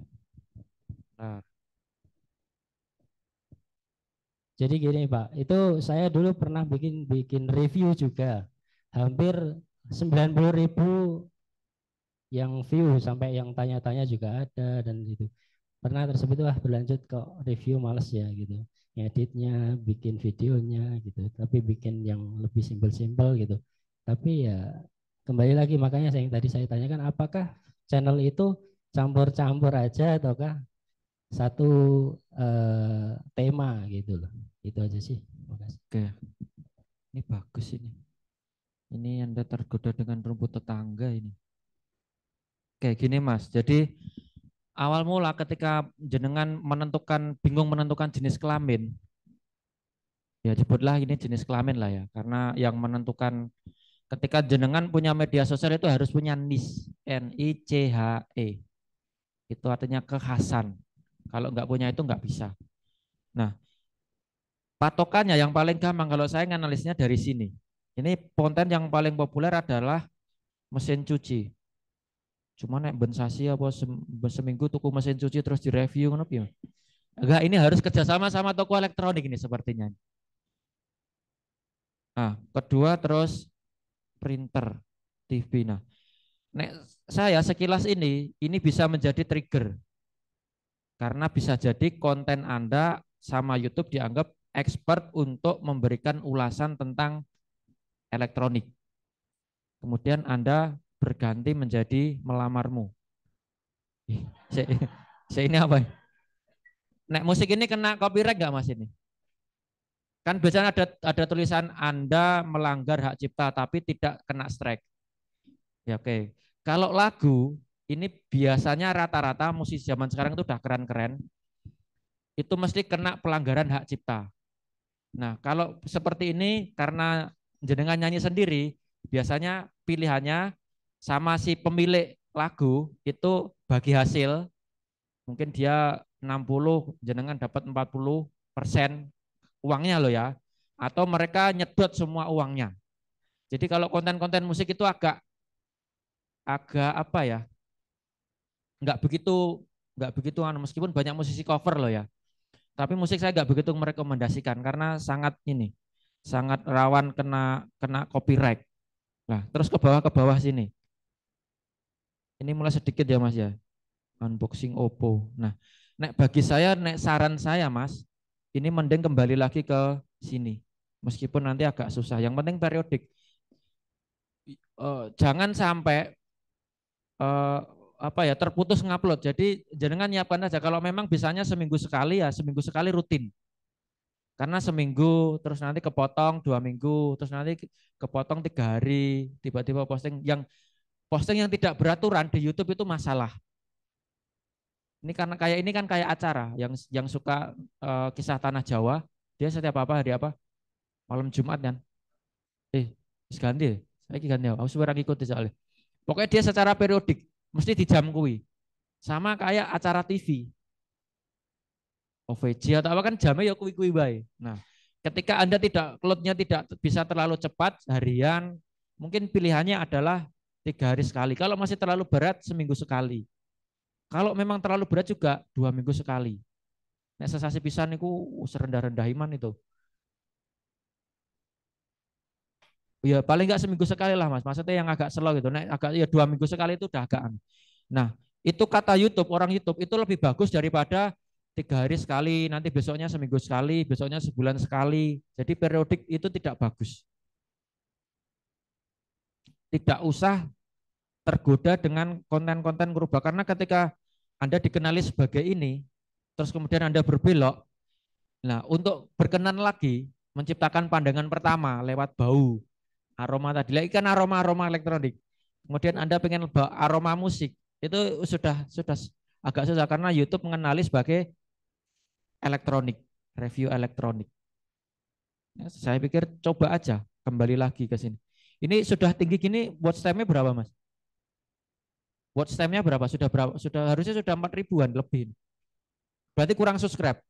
Gua ampang Mas gila subscribe. Tuku. Ojo aku mau ngajar itu. Ojo tuku Mas. Jenengan gawe short. Wis dirutin nih. Short itu rasanya aneh buka neng ikan terkenal sebagai akun ini kan tentang elektronik kan. Buka wae penampakan toko elektronik nang Jogja siji-siji mbok rekam. Ini misalnya.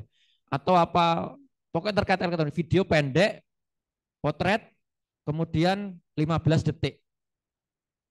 Bisa slow motion, bisa syukur-syukur ada sisi edukasi. Sering-sering gawe iku.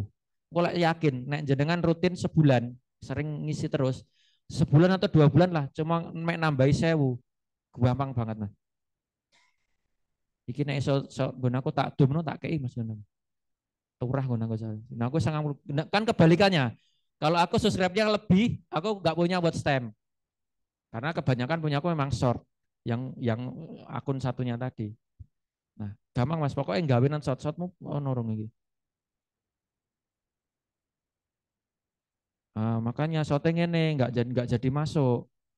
Coba aku yakin nek jenengan nyoba yang terkait elektronik dibikin short, dikemas, cek aja di TikTok kira-kira trennya seperti apa kalau konten elektronik itu. Gawenan karena nggak susah bikin short ini. Nah, mending jenengan fokus ke short dulu untuk menaikkan ini jadi 1000. Nah, setelah 1000 nanti monetes pinjam 100. Habis bayaran deh. Gitu Mas. Ya teman-teman juga gitu. Kalau pengen kelihatan gagah kayak channel saya punya 94.000, 95.000 follower, perbanyaklah short. Karena kayak yang punya saya Mas ya. Saya kerap didik drone ini. Ini tak ganti-ganti jenenge, bingung aku jenenge. Malah ono sing nawar neng kolom komentar, apakah akun ini dijual? Iya, barter iPhone 15 boleh gitu. Terus minta nomor WA gitu. Kok tenanan ya Dewi? Enggak tak ladeni sampai sekarang. Oh, teko-teko batu kayak ada Mas ya, medene. Lah yang punya saya ini 13 juta ya gara-gara satu video ini yang nonton 13 juta. Akhirnya punya banyak subscribe.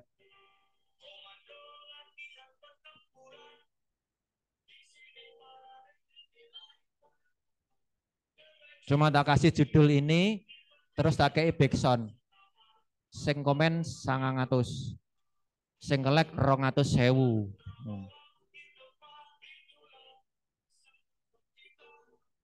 Nah, sesimpel itu Mas. Ini tadi 13 juta, yang ini 9 juta, yang ini 7 juta, berjuta-juta. 1 juta. Ya.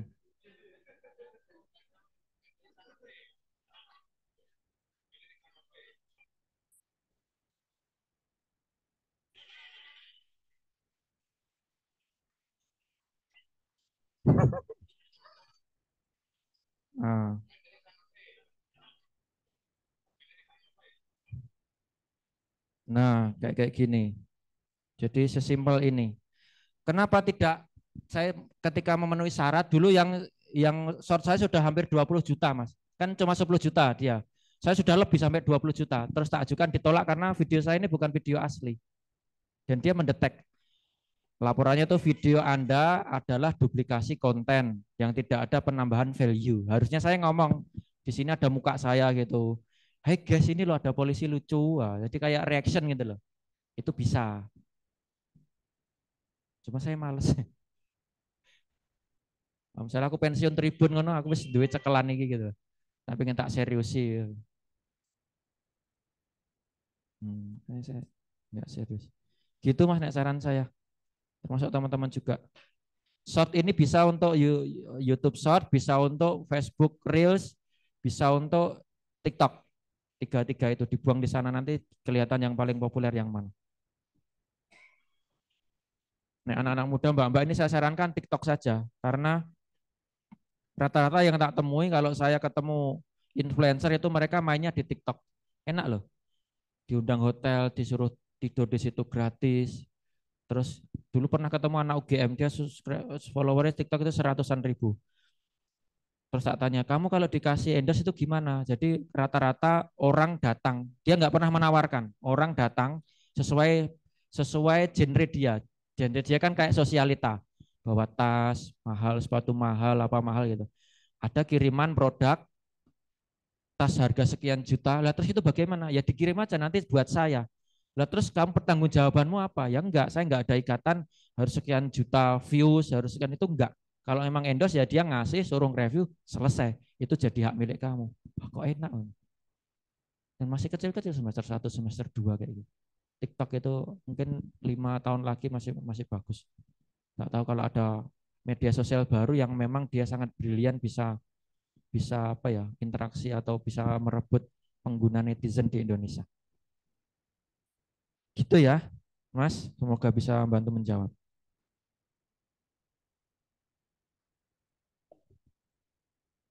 Ini yang akun saya benar-benar ini di TikTok ini kemarin FYP ini. Jadi aku kan suka makan cilok gitu. Di tempat dekat saya itu ada bakul cilok, mukanya kayak jering. Mirip nggak, coba lihat?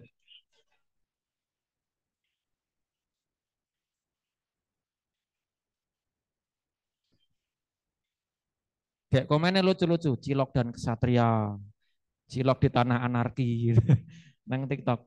Dan setelah itu aku balik lagi, Mas kemarin viral loh Mas. Iya, nah ternyata dia juga mantau buka gitu. Setelah itu laris ciloknya, alhamdulillah. Kekuatan media sosial. Kan banyak sekarang akun-akun YouTube yang ada orang susah dibantu. Yang cowok itu siapa? Danang ya, bukan Danang. Dulu sama adik jelita yang jualan donat keliling itu loh. Dibantu betul. Kalau teman-teman berhati malaikat bisa menggunakan media sosial untuk membantu orang lain. Enggak pikirannya main golek duit gitu. Ya, gitu ya.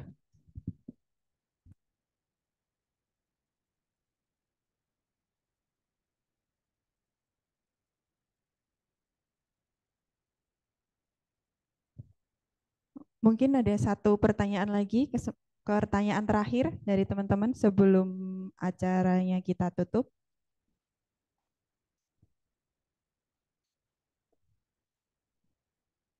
Ada lagi yang mau bertanya?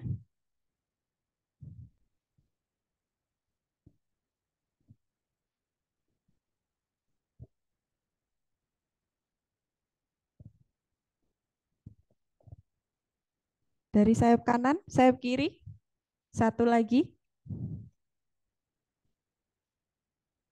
Aduh, udah pada ngantuk, udah pada lapar.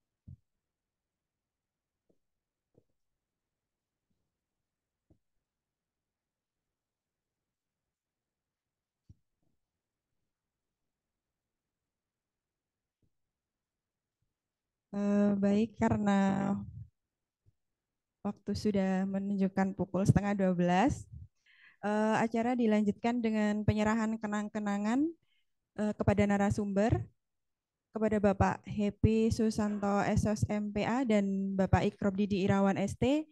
Kami silakan untuk maju ke depan.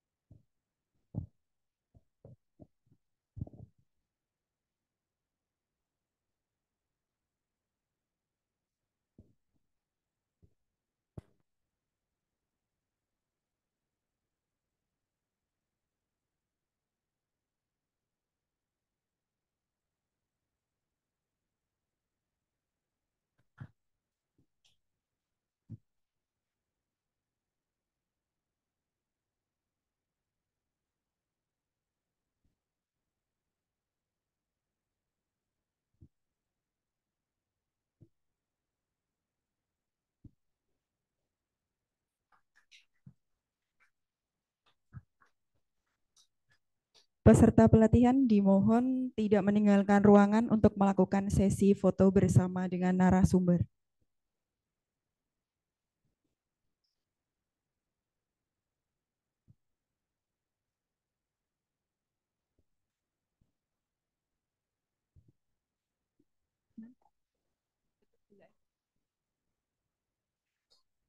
Demikian berakhirlah acara pada hari ini. Terima kasih banyak kepada pembicara serta para peserta pelatihan yang telah mengikuti acara dari awal sampai akhir, yang hadir secara luring maupun daring. Semoga ilmu yang didapat bermanfaat dan dapat diterapkan dalam kehidupan sehari-hari. Kami atas nama seluruh panitia memohon maaf apabila ada kesalahan dan kekurangan. Terima kasih atas perhatian dan kehadirannya. Selamat siang. Wassalamualaikum warahmatullahi wabarakatuh.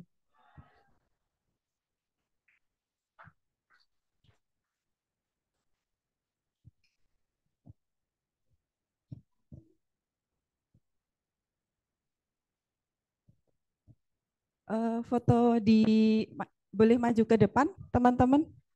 Teman-teman panitia dibantu untuk memundurkan meja. Memundurkan meja. Enggak. Oh, untuk pengambilan undangan sudah bisa dilayani setelah ini di ruang akademik.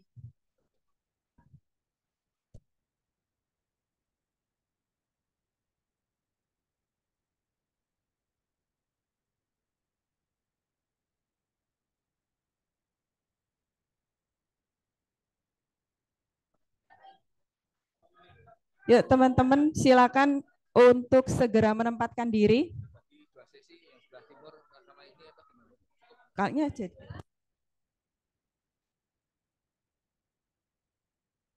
Silakan segera menempatkan diri. Bisa di depan Pak Happy sama Pak Ikrop dan Pak Arif bisa jongkok di sampingnya boleh. Di sampingnya boleh. Berdiri di sampingnya boleh. Mau duduk di depannya juga boleh.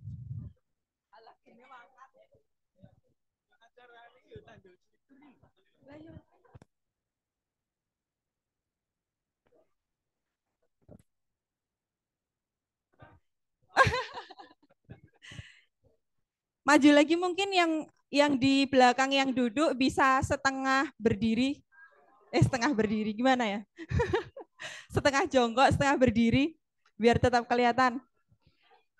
Yang cowok-cowok kok nggak mau jongkok ya? Nah itu bisa gitu. Nah, nggak apa-apa. Ayo maju biar kelihatan nggak? Berdiri pakai lutut tuh loh. Kayak pemain bola.